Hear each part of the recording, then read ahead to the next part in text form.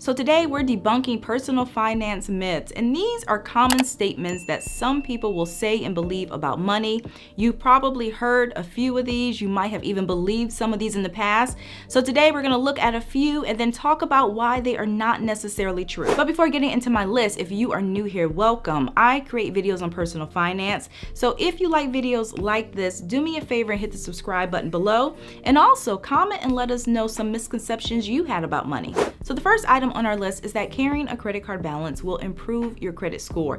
And I completely understand why some people might think this, because when it comes to building credit, you need credit to build credit. And even if you have an existing credit history, if you want to increase your score, that often involves using credit and managing it responsibly. But just because you use a credit card to either build or rebuild your credit history doesn't mean that you have to carry a balance in order to reap the benefits. Yes, you'll need to charge something and make payments so that your creditor can report positive activity to the credit bureaus.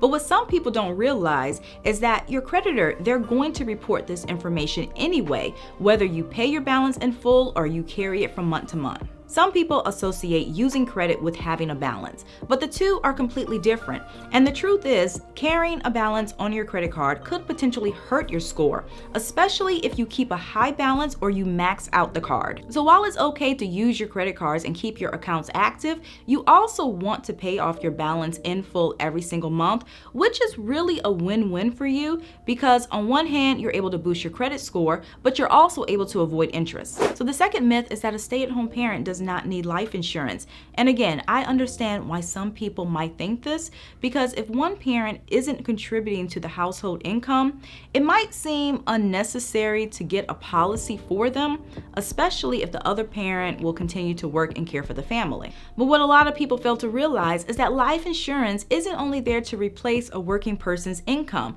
It can also cover other expenses such as their funeral costs, which could range in the thousands. Plus, if you're the working parent, it would be nice to have the option to take some time off, grieve, get things situated around the house before you have to go back to work. And with a life insurance policy, that is possible. And another thing to keep in mind is that you might also have to bring in outside help to help out around the house. And if that's the case, that comes with an added cost, which a policy can also help cover. And the good news is that the younger you are when you buy a policy, the cheaper it is. And just to give you an example, a 30-year-old healthy female non-smoker might be able to get a 20-year, $250,000 term policy for maybe $20 a month or less. Now, this doesn't mean that you can't get a policy as you get older, because you absolutely can. But one thing to keep in mind about life insurance is that getting coverage does become harder as you become older, because many people typically will develop more health issues with age.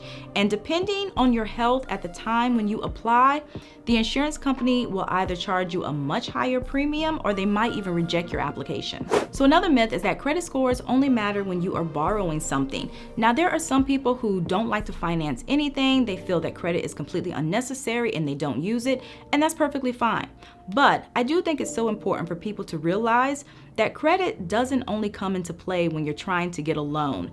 Having good credit, it can also help you save in other areas of your life. For example, when you apply for an insurance policy, whether it's car insurance or home insurance, there is a pretty good chance that the provider will check your credit history. And if you have bad credit or no credit, you'll likely pay a higher premium. But it's not just insurance. If you rent an apartment with bad credit or no credit, there's a good chance that you're going to pay a higher security deposit.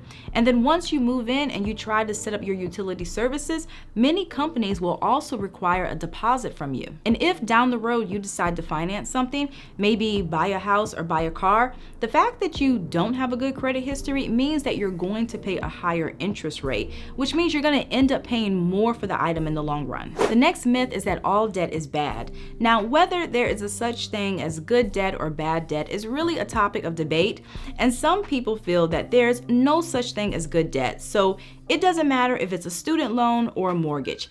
Debt is debt, and that we should avoid it at all costs. But that's not necessarily true. It's very subjective, and a lot of those statements are based on personal opinion. Because the reality is, for most people, getting a mortgage is the only way they're going to be able to buy a house. Plus, some occupations require a degree. and not everyone is in a position to pay their way through school. Now, my personal stance leans more on the side of not all debt is necessarily bad, and to me, bad debt is really the debt that isn't making you any money. So if you can avoid this and you can afford to pay cash for something, I say go for it.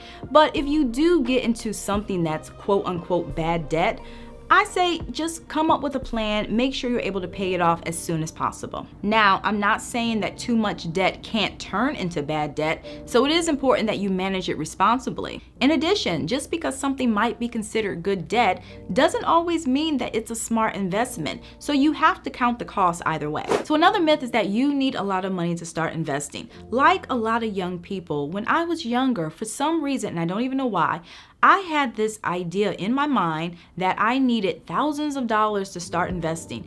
And again, I don't know where that came from, because looking back, it wasn't as if somebody sat me down and said, you need X amount of dollars to start investing. It was just what I thought for some reason. But if I knew then what I know now, I would have definitely started investing at a younger age, because I've learned in just a few short years that there are so many ways to put your money to work, and you could start investing even if you have a low income or you don't have a lot of disposable cash. Depending on the company, you can buy shares of individual stocks for under $10 or $20. You can even invest in mutual funds, index funds, or ETFs. And while some of these might require a larger deposit, others don't require a lot at all, and you can often get started for under $100. There are also micro-saving platforms like Acorns where you can make investments starting as low as $5. The bottom line is that as long as you have an extra $5 a week, you can afford to start investing. So our final myth is that coupons are always a great way to save money. Now, coupons, they are great. Personally, I love them and they have saved me a lot of money over the years. However, coupons are only a great deal when you are using them to buy something that you were already going to purchase anyway. Because if you use a coupon to buy something that you didn't have any intentions of purchasing, an item that you weren't even thinking about until you saw the coupon, you're not really saving money. Technically, yes, you did save money, but if you take yourself out of that moment and you consider the big picture, it's actually the retailer who comes out a winner, because they were able to convince you to spend money on something that you probably didn't need. Retailers are clever. If they send customers a random coupon for $5 off a $20 purchase, they know a lot of people will jump at the offer.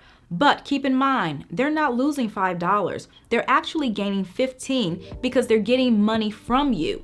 Money that you wouldn't have otherwise spent had you not received the coupon. It took years for me to make this connection, because in my mind, I was losing money if I didn't use the coupon, not really realizing at the time that I was losing money anyway, because oftentimes I was buying things that I didn't need. So that's all that I have for you guys today. I really hope that you enjoyed this video, and if you did, please give me a thumbs up. And if you haven't already, do consider subscribing. Here we talk a lot about personal finance. So if you like videos like this, I do post every weekend and sometimes during the week. Thank you again for watching, and I'll see you in a few days.